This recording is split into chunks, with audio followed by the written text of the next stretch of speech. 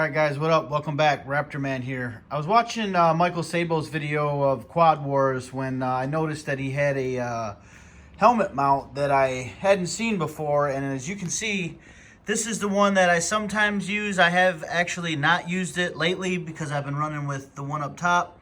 But this is the one I was using that came with the Amazon kit. And as you can see, it's flimsy. It'll come right off. It scratches up the whole front of my helmet, as you can see.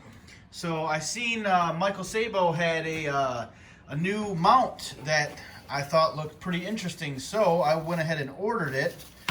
And here it is. This is the gripper mount. It is the Dango mount, they call it. And it's supposed to like clip on the actual mouth guard of this. So I'm gonna set this up and see how it goes.